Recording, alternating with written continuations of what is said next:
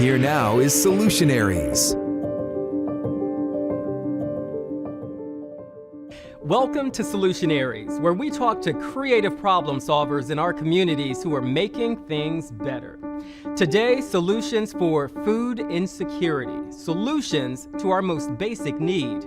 It affects millions across the country, according to the USDA. But there are solutionaries in multiple states tackling the problem head on.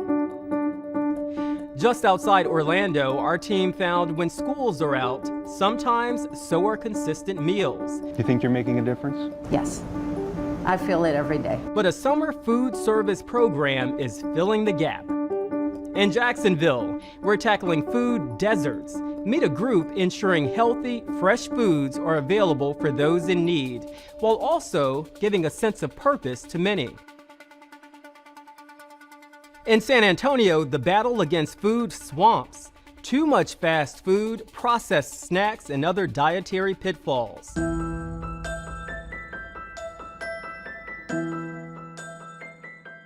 There are food deserts all across America, in urban and rural areas. A food desert is a neighborhood where residents do not have access to fresh and nutritious fruits, vegetables, and meats. Instead of grocery stores and farmers markets, people here have corner marts, dollar stores, and gas stations. These sell mainly low-priced and low-quality processed foods. To make matters worse, many people don't have cars to get to grocery stores. The USDA found nearly 40 million people, or 13% of the population, live in a food desert.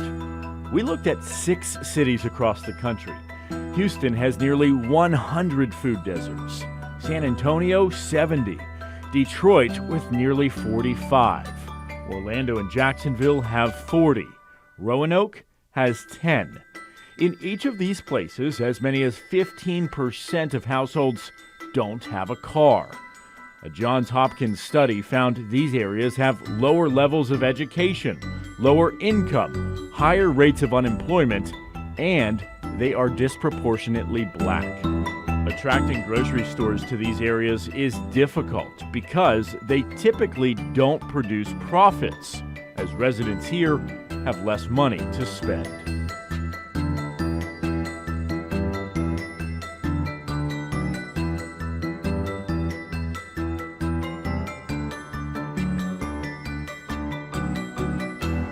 I don't see a grocery store around here, just some gas stations. Right, so you won't see grocery stores, but what you will see are liquor stores.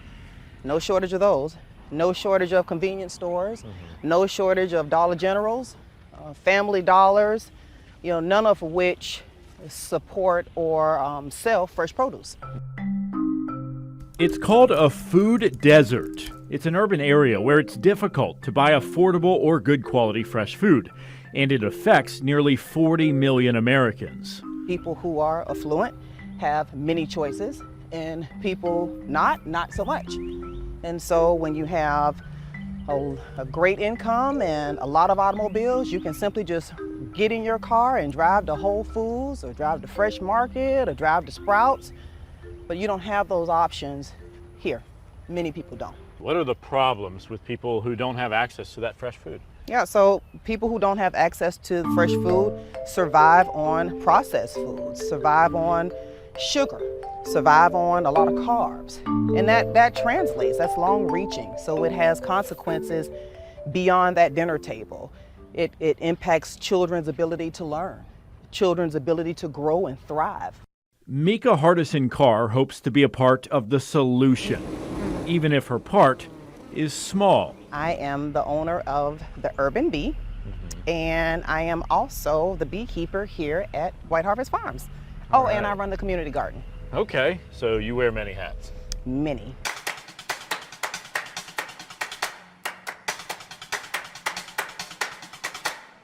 So my name's Mallory Shaw and I'm farm manager at White Harvest Farms.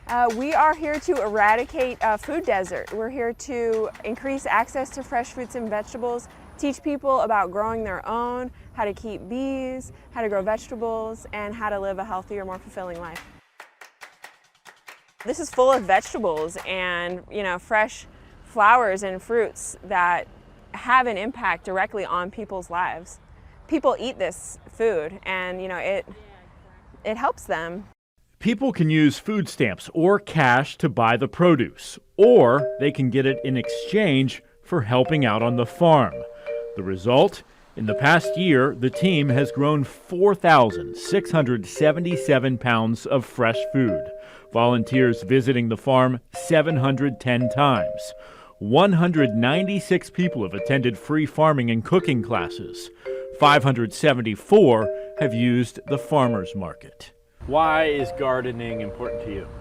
Well, first I wanted to grow my own food, be able to provide myself with healthy alternatives that are not necessarily available in the stores that are in my neighborhood. So how has it changed your life? Oh, tremendously. It's been so good to be able to have access to my own healthy foods. I've lost weight, I feel better, and also just it's a good stress reliever. There are other nonprofits with a similar mission. This one, just a few miles away, supports a food bank. This is literally urban farming. This community garden is right on the edge of a city park. Over there, government housing. Behind us, the Boys and Girls Club. It is centrally located where people need it the most. It offers everything from fresh fruits and veggies to eggs. As a physician, what does it mean for people to have fresh fruits and vegetables? Well, we have a t-shirt, and on the back of it, it says your health is your wealth. And eating right is part of being healthy. Exercise is part of being healthy. Getting outside in the garden is exercise. And we hope to expand this and start allowing some of the community to come in and start growing their own food too. And you know what they say, an apple a day keeps the doctor away.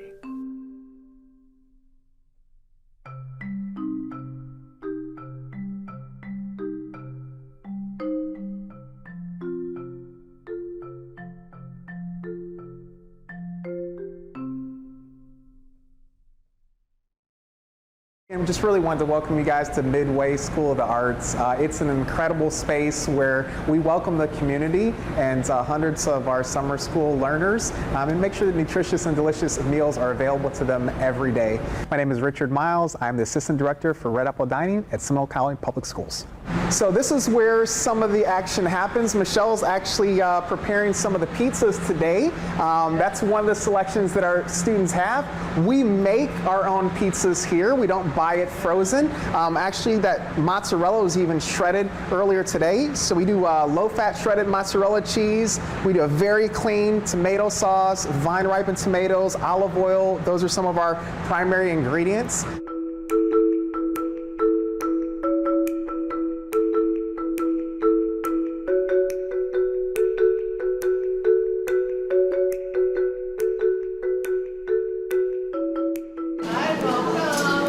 They come in and they'll say, oh, I'm so hungry this morning. And you're like, well, why are you so hungry? No, I didn't eat last night. Well, that just, you know inside why they didn't eat. And it just kind of rips at your heart. And you're like, okay, let's get you everything that you can get to eat. And let's make you happy. And you come see me at lunchtime and we're going to get you another full plate. I do want to stop for just a moment here and make sure that everyone understands that we're open to everyone. So there is no one that has to be a Seminole County resident, nor do they have to have... It's not just school. It's not just school. You don't have to be enrolled. Anyone can come on out. How do you guys welcome do that? them to do so. So the Summer Food Service Program is a special opportunity in which we're able to attach ourselves to funding that feeds all children, because I know children move around in the summertime. They could be at an aunt's house or a grandparent's house.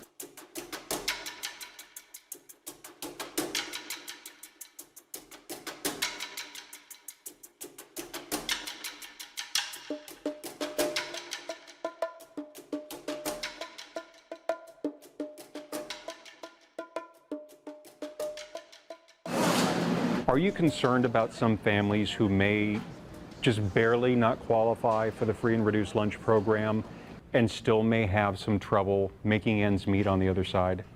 If there is anyone that's come into hardship or special circumstances, there is a method for us to take care of them as well. It's just really important that you go to our website, that you give us a call so that we can help you and your family and find out exactly what your needs are. If someone recently lost their job or became transit in their home situation, there's special methods available to help take care of those families too. There you go, sweetheart. I like Wednesday days because they give us pizza and stuff. And also I like Fridays and Mondays. Pizza day can be kind of overwhelming when you're making 80 pizzas. You think you're making a difference? Yes, I feel it every day, especially when I see a lot of my students after they've grown up and they still remember me and they're like, oh, you used to be, and I'm like, yeah, I'm like, how you doing? I'm doing great. I remember you. They said, you always used to smile and you were so nice to us. So you know you've touched their hearts. Stay with us as we show you how one community is coming together to get results for the hungry, proving every little bit helps. And I volunteer here at the Covers. I enjoy doing it. It's one thing I look forward to every week, coming up here and working and giving food out to people that need it. And that generosity has the potential to create a snowball effect.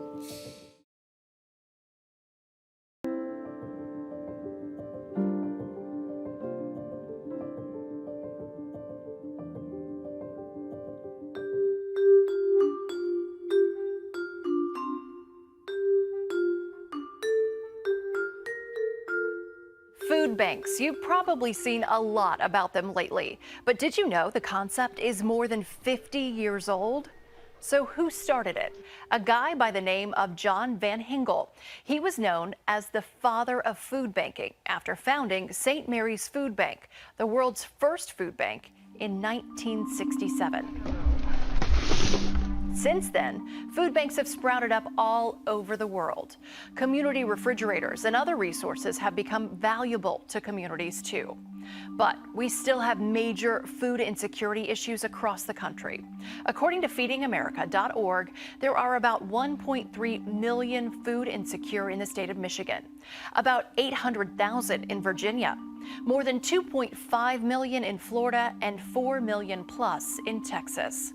Across the country, there are more than 35 million people lacking enough affordable, nutritious food. The need is great, and there are many ways you can help. Scan the QR code on the screen to find out how you can be part of the solution.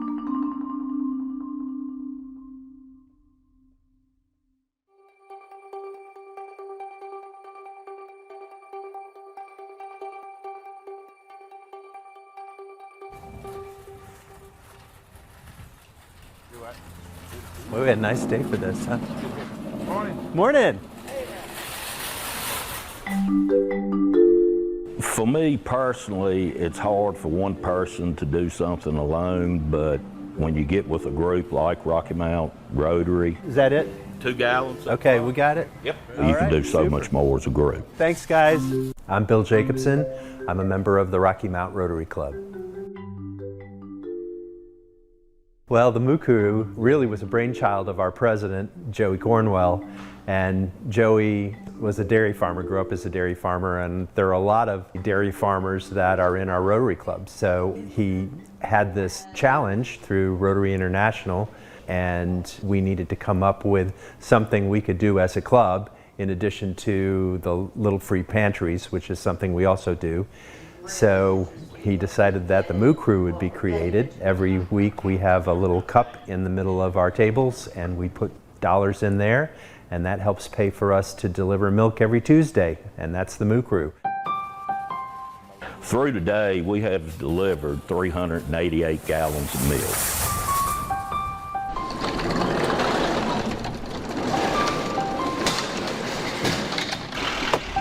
I'm Jay Perlman with Rocky Mount Rotary. How you doing, buddy? Good, how y'all doing? Good. Jay, how you doing? Living a dream. How about you? It makes you feel great. It makes you feel great to give back to a community that's done so much for me and my family. Would you like to have some onions? Yeah. Just came out of the garden. Oh, yeah, great. All righty. My name is Wayne Clemens, and I volunteer here at the Covers. I enjoy doing it. It's one thing I look forward to every week, coming up here and working and giving food out to people that need it. You can put 2 back here and 1 up there? Yes, please. if I can get them in here. And anybody that comes here and asks for food, hallelujah, we give it to them. We don't say, you know, do you need it, this, that, the other. If they come here, we think that they need it, so we give them food. It helps me not to have to struggle so much. You know, you'd be amazed. There's things down here that I normally wouldn't buy because I can't afford some of it, you know. But yeah, it helps a lot. By putting food on the table, things have gotten so expensive, you know, now at the grocery stores. This is a big help. What would it be like without this? Well, you'd probably do without a lot. Do the best that we can. We usually give them milk and bread and meat, cereal, and we give them some fruit, vegetables, and different things. Well, I know they put out a lot. It's volunteer work, and the effort is there. All righty, you have a good day, ma'am. You have a blessed one. Thank you, ma'am. It shows that our community cares about their people. You're welcome. Thank you. It hurts. It does. I mean, just hard for me to believe that, you know, in this area that's going on. And I worry about it. I mean, I really do. And doing what we do, you know, as far as delivering the milk, it makes you feel good, but still, you know, it's still in the back of your mind that there are people, you know, that don't have. And luckily we're able to give some back.